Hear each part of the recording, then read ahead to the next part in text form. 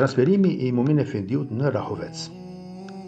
Vdekja e Kamil Beut, jo vetëm që i pikulloi Mumin Efendiun dhe bashkëshortën e tij Faketën, por ajo u solli edhe shumë probleme tjera. Me që Kamil Beu ishte njeri me autoritet të lartë dhe me ndikim në politikë, ai nuk ka qenë edhe aq i pëlqyer nga shteti, prandaj disa struktura mezi që kishin pritur një moment të tillë. Me vendim të Ministrisë së Drejtësisë, Mumin Efendiut i caktohet transferi i vendit të punës në Rahovec të Kosovës. Rahoveci në atë kohë ka qenë një qendër gjysmë urbane dhe pa ndonjë ndikim të madh në jetën politike dhe sociale të asaj kohe. Prandaj, për t'ia minimizuar ndikimin në këto sfera të jetës, kundërshtarët e tij e përgatisin këtë plan.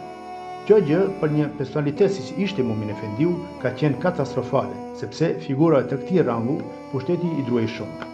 Prandaj i marginalizon që sa më pak të vërehen nga masat e gjëra. Ky qëllim i keq i shtetit do të vërtetohet pas disa vitesh me një atentat që do t'i përgatitet Mumin Efendiut, në një rast për të cilin do të flasim më vonë. Transferimi i tij në Rahovec duhet të kishte ndodhur gjatë vitit 1936. Fëmia i parë që do t'i lind ishte një vajzë, të cilën do ta emëroi Letafeta, por ajo kishte lindur pak para transferimit.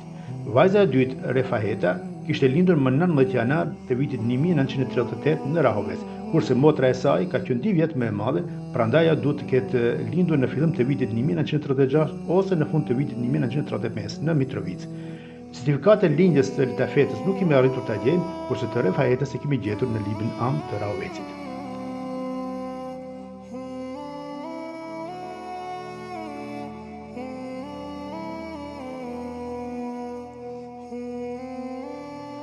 Mumin Efendiu me familjen e tij ishte vendosur për banim në një hotel të asaj kohe që ishte quajtur Shtëpia e Popit, i cili edhe sot e kësaj dite ekziston, por është i braktisur dhe i pabanueshëm.